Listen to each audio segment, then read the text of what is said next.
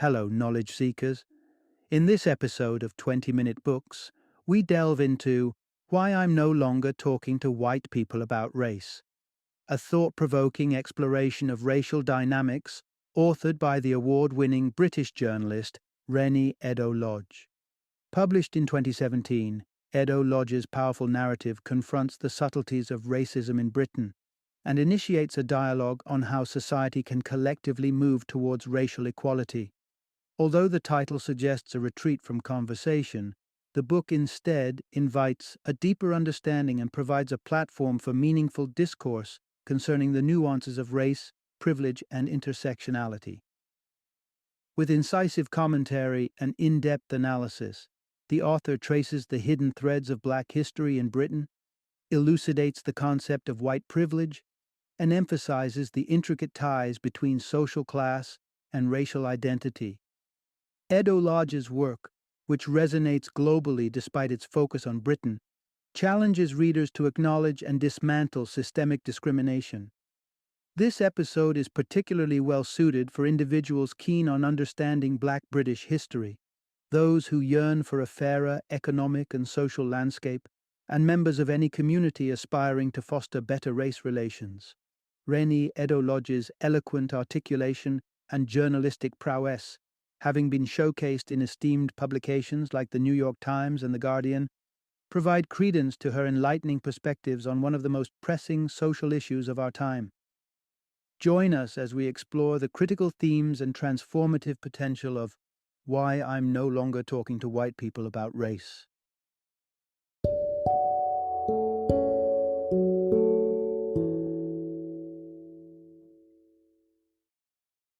Why I'm No Longer Talking to White People About Race. Understand Racism and White Privilege.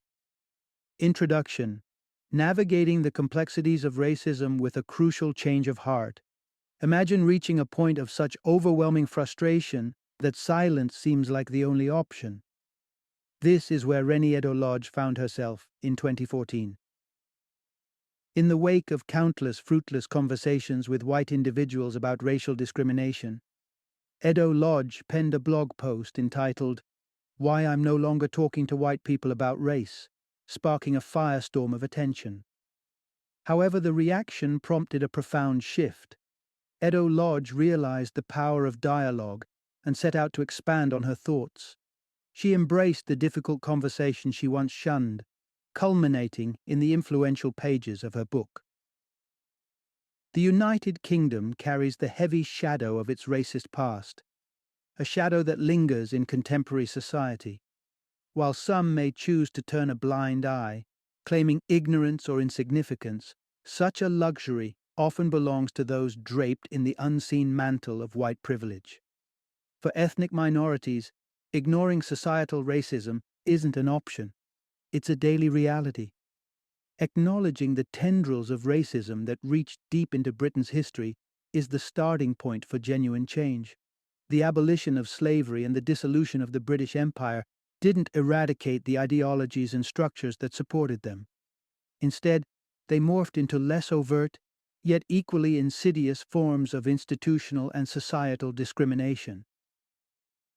Within the heart of this book lies the conviction that a collective effort can dismantle the barriers of racism, paving the way to a future where equality isn't just an ideal, but an actuality. You'll unravel stories of Indian soldiers facing discrimination in the midst of the First World War, dissect the manipulative language used by British political elites to fuel racial divides, and surprisingly, you'll explore what the magical world of Harry Potter reveals about race relations. Through these insights, Eddo-Lodge offers us a lens to see our society anew and challenges us to strive for a world where everyone has the chance to thrive, unchecked by racial prejudice. Part 1. Breaking the Silence, Bridging the Communication Chasm in Britain's Race Relations. Imagine the frustration when the phrase, "I don't see color," echoes through a conversation on race. Uttered by well-intentioned white progressives, it's a statement that aims to champion a society based on merit alone. Yet, instead of promoting inclusivity, it becomes an inadvertent act of patronization. overlooking the systemic realities faced by people of color every day. This all too common mantra hinders the very progress it claims to support and stifles the conversations necessary for societal growth. Let's be unequivocal. Racism for individuals of color permeates their existence on multiple levels, affecting everything from social standing to personal well-being. This entrenched bias isn't just a point of contention, it's a lived experience that cuts across all class lines. To address Britain's deep-rooted issues with race, the crucial task at hand is to mend the communication rift between white individuals and people of color. Cue to 2014, when Reni Eddo-Lodge, a black British journalist, found herself exasperated by the reactions of white people to discussions about structural racism.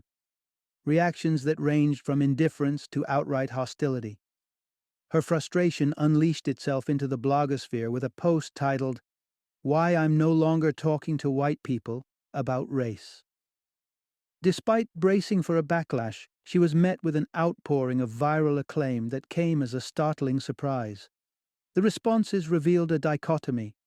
People of color felt Eddo-Lodge articulated experiences they struggled to express, while many white readers confronted an uncomfortable truth, awakening a desire to be part of the change. The consensus was undeniable. Open dialogue is the key. Eddo-Lodge, with her resonant voice on racial matters, recognized that she must continue these pivotal discussions. Since this turning point, Eddo-Lodge has dedicated herself to unpacking racism in Britain, engaging in meaningful interactions with white audiences. No longer suffocated by the initial frustration, she emphasizes the necessity of inclusive discussions to address racial inequalities. However, to truly understand the issues plaguing society today, one must delve into the historical depths that shaped them. Only then can we begin peeling back the layers of a past still haunting the present, enlightening our path to a more equitable future. Part 2. Unveiling Britain's Past, the Roots of Racism in Colonialism and the Slave Trade. "Go back to where you came from" is a phrase that carries the harsh, unyielding echoes of far-right extremism. Yet, as articulated by Ambalavanir Sivanandan of the Institute of Race Relations in 2008, "We are here because you were there." The current landscape of racism in Britain is intrinsically linked to its colonial, imperialistic past and its role in the transatlantic slave trade. The misconception persists among many in Britain that their country's involvement in the slave trade is but a footnote, mistakenly attributing the brunt of this grievous history to the United States. However, Britain's engagement with slavery started in 1562 and concluded only with the Abolition of Slavery Act in 1833. It's stark to realize that the span of time from abolition to the present day scarcely exceeds the lengthy, dark era of British slave trading itself. Despite the geographical distance, the repercussions of Britain's slave trade were palpable. With human lives reduced to cargo, African individuals were torn from their familial embrace and transported across perilous seas to foreign plantations. They endured voyages riddled with disease and untold suffering, leading to lives of grueling labor and generational torment under the whip of oppression. But the roots of racism in Britain extend beyond the slave trade, permeating the very fabric of its global empire. This became glaringly evident during wartime, where the sacrifices of Black and Asian soldiers were called upon, only to be repaid with oppression and scorn. For example, over 1 million Indian soldiers fought for Britain in the First World War, many with the hope of securing India's freedom post-conflict. Instead, they weathered segregation and disregard, their sacrifice betrayed by the unfulfilled promise of liberation from colonialism. Tragically, the injustice continued even after the war, as black soldiers from the West Indies who sought to settle in Britain were met with brutality and racial animosity. In one harrowing incident, a young black seaman fell victim to a public lynching in Liverpool, a stark reminder of the racial tensions that simmered beneath the surface. To truly grasp the complexities of racism in Britain today, one must confront the shadow of this nation's historical action, a legacy marred by exploitation and inhumanity. It is only by acknowledging and understanding this past that we can start to address the systemic discrimination that remains entrenched within our society. Part 3: Exploring the forgotten chapters of Black Britain's civil rights story. When the topic of civil rights surfaces, many British citizens instinctively direct their thoughts across the Atlantic to the well-documented struggles and victories of the movement in America. Yet, the history books of Britain themselves harbor stories of resistance and pursuit of equality that often remain overlooked, stories of Black civil rights movements within its own shores. Rewinding history, we find that post-war Britain constructed significant barriers against the assimilation of people of color, even against the backdrop of legislation that invited them to its lands. The 1948 British Nationality Act extended an open invitation to Commonwealth citizens, effectively beckoning those from former realms of the British Empire to claim a home within its borders. Motivated by the promise of shared rights and recovery efforts following the devastation of war, the black population in Britain began to climb. Despite the supposed welcome, a harsh reality quickly became apparent. Discrimination and prejudice tainted the everyday lives of these new residents. In the sprawling city of London, the black community often encountered outright denial of housing, their skin color serving as an unjust barrier. Notting Hill, a neighborhood with its own scars of inequality, epitomized this struggle, as landlords exploited desperate families, charging exorbitant rents for subpar accommodations. This brewing tension exploded into violence one summer night in 1958 near Latimer Road Station, where an argument between a white woman and her black husband ignited racial fury. Within 24 hours, crowds swelled, shouting slurs as they roamed the streets of London, their racist fervor unabated.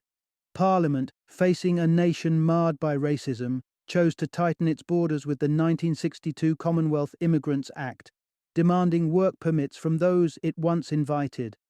This reactive legislation laid down the foundations for an immigration system that persists to this day. However, racist attitudes weren't confined to immigration policy. They permeated the very institutions meant to uphold justice. The London riots of 1985 offer a stark example. Police officers, in search of Cherry Gross's son for a suspected theft, entered her home and shot her, rendering her paralyzed from the waist down. The incident set Brixton ablaze with riots, a violent outcry against police brutality, and a symptom of the racial tensions that suffocated 1980s Britain. Despite such uproars, the responses from those in power often skirted around the core issue. A convenient scapegoat, racial disadvantage, was blamed over confronting the insidious truth of institutional racism. To forge ahead in understanding race issues in Britain today, acknowledging and learning from the history of Black Britain is not just important, it's indispensable. Part 4: Acknowledging and addressing structural racism. The path to equal opportunities for all. Imagine walking through life where every step you take is silently weighed down by unseen forces. This is the day-to-day reality for people of color living under the shadow of structural racism. It's a concept that stretches beyond the concrete walls of institutions, seeping into the subtlest interactions and biases that shape society.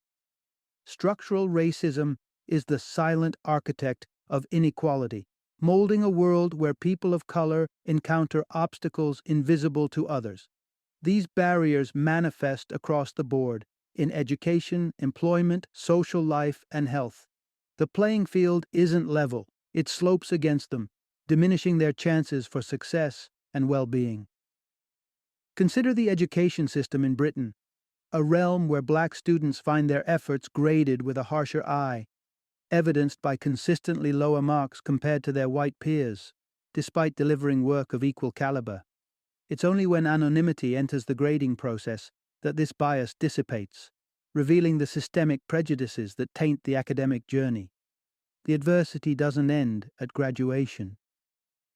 Job seekers with non-white or non-British sounding names are met with a chilly reception in the job market, facing reduced chances of securing interviews, as uncovered by research from the Department for Work and Pensions. Yet still, some argue against this reality, insisting that a smaller population percentage should equate to fewer opportunities, a stark misinterpretation that overlooks the core issue of fair access to chances and career advancement.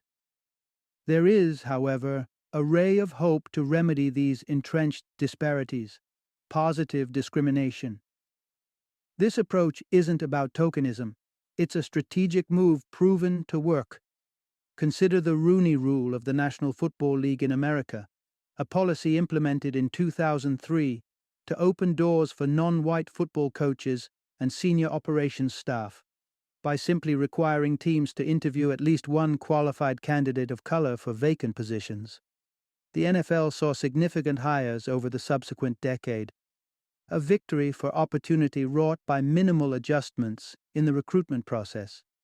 Such measures do not dictate outcomes nor enforce quotas. They simply ensure that the pool of potential is wider, richer, and inclusive.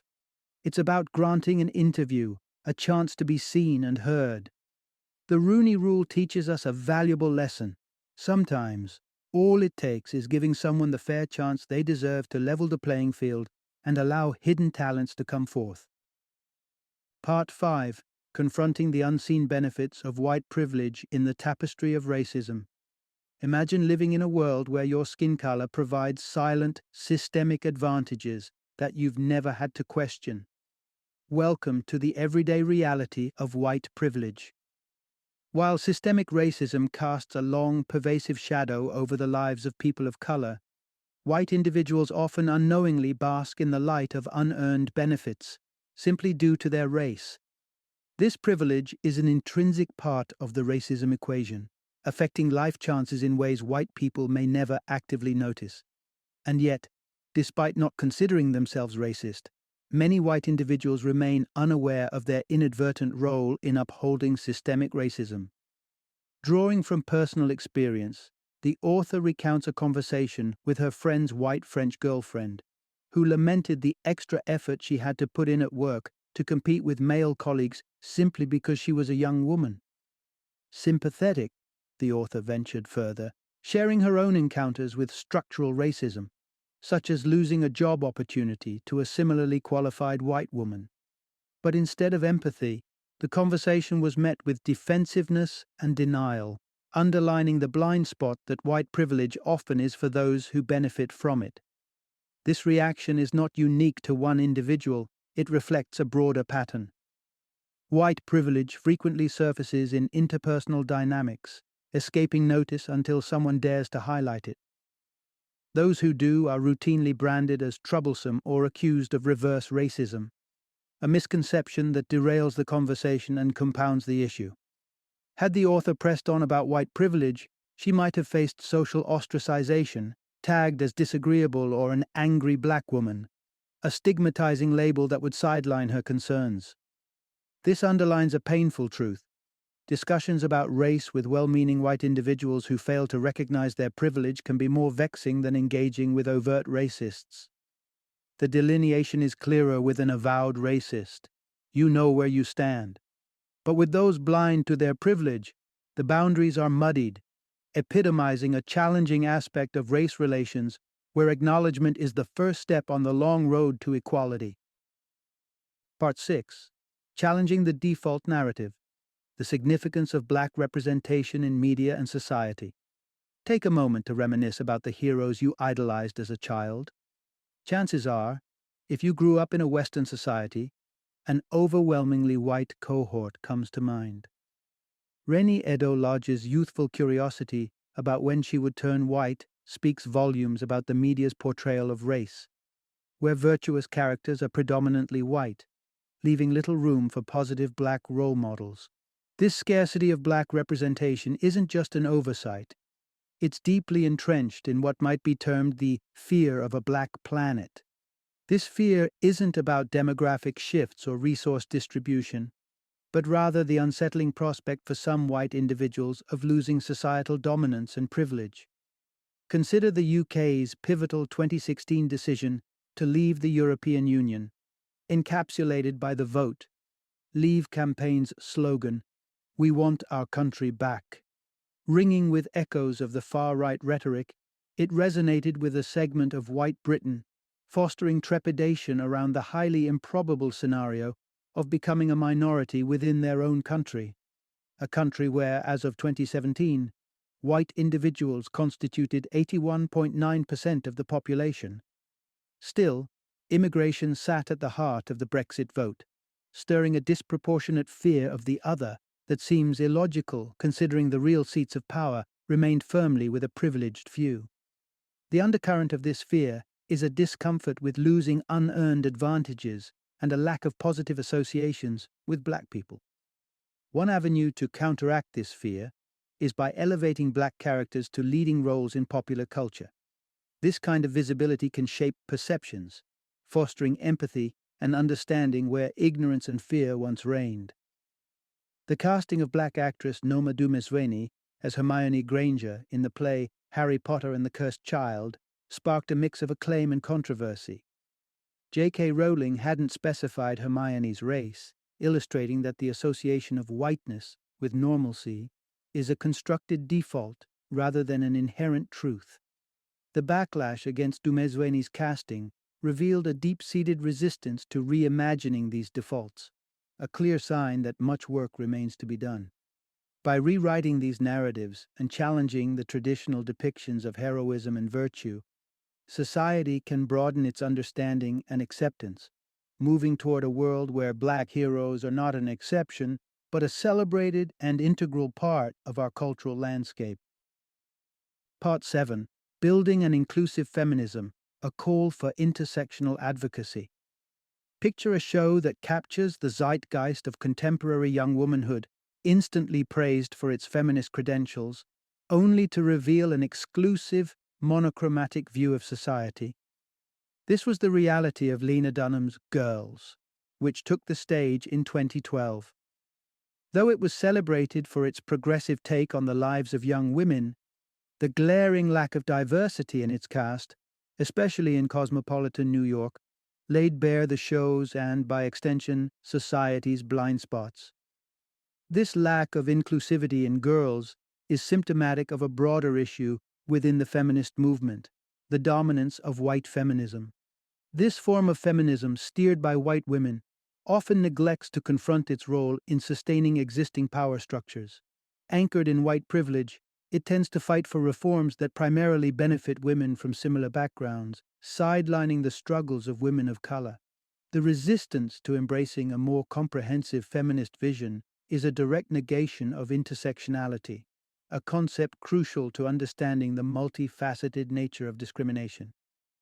Coined by Kimberly Crenshaw in 1989, intersectionality recognizes that individuals can face multiple forms of oppression simultaneously, such as the combined impact of racism and sexism experienced by black women. This realization is pivotal, as it underlines the unique intersections where women of color live and battle. Despite its clarity and resonance, intersectionality has faced opposition from some leaders of mainstream feminism. Critics argue that the term is too academic, too distant from the everyday experience to offer practical solutions. But the author stands firm in her disagreement. She emphasizes that a feminism devoid of race analysis does not fully grapple with the injustices it seeks to dismantle. For feminism to truly champion for all, paving the way toward equal opportunities and fair compensation, it must widen its scope and acknowledge the compounding effects of different forms of discrimination. The task at hand is not small: to redirect the feminist compass towards universal equity, away from self-interested advocacy. Only then can the feminist movement truly lay claim to a struggle that uplifts every marginalized voice, challenging the systemic barriers that it aims to overcome. Part 8. Dissecting the intertwined threads of race and class in British society. The term white working class is common in British public discourse, a label suggesting that the disadvantages facing this group stem purely from economic disparity. Politicians wield this term strategically perhaps implying that class alone dictates one's place on the social ladder. But this narrative obscures a far more nuanced picture. Class structure in Britain defies the simplicity of the conventional three-tier system, with race complicating the equation significantly. To be born non-white in Britain often means to face an uphill battle, not just against class barriers but against racial ones as well. Research from the Joseph Rowntree Foundation sheds light on a stark reality. Black and minority ethnic individuals are more likely to live in income poverty than their white counterparts. Consequently, when government austerity cuts are implemented, these communities are hit disproportionately hard. The Runnymede Trust quantifies the impact, pointing out that 4 million people of color could suffer the adverse effects of budget decisions like those seen in the 2015 summer budget. It becomes clear that race magnifies the challenges of class, tightening the grip of inequality. Still, politicians cling to the rhetoric of the white working class for its political utility. It's a move that distracts from shared struggles across racial lines, pitting workers against one another and upholding the status quo. Power remains in the hands of an elite few. This separation tactic bears tangible results. A 2014 survey revealed a significant overestimation of the immigrant population, with wealthier respondents likelier to perceive immigrants as a drain on resources. Yet the irony lies in reports, such as one from The Economist, which suggests that the UK's wealthiest individuals benefit more from public services like transportation and healthcare. In acknowledging these truths, we see that while the white working class undoubtedly faces the biases of class, there is also a daunting reality of racialized class prejudice at play. True understanding and progress hinge on recognizing the full dimensionality of disadvantage in Britain, a realization that class and racial inequities are not separate but inextricably linked forces shaping people's lives. Only by tackling both can we truly address the complex fabric of Britain's social hierarchy. Final summary. Racism, far from being an artifact of history, remains a present and pervasive force within the United Kingdom, a lingering shadow of its colonial legacy. This systemic issue affects the daily realities of black individuals and ethnic minorities, influencing their prospects, safety, and societal standing.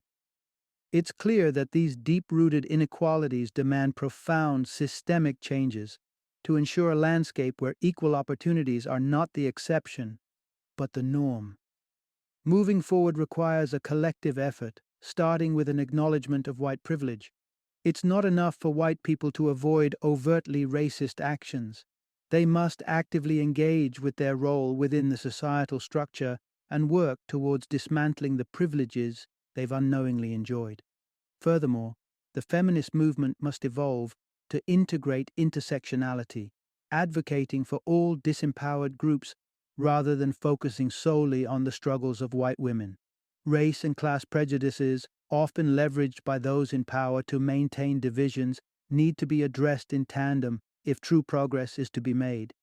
This journey towards a just society where color is no longer a determinant of one's fate is admittedly fraught with challenges. Nonetheless, with introspection, solidarity, and sustained action, Britain can work towards healing the wounds of its historical actions and create a future that celebrates diversity and embraces equity for all.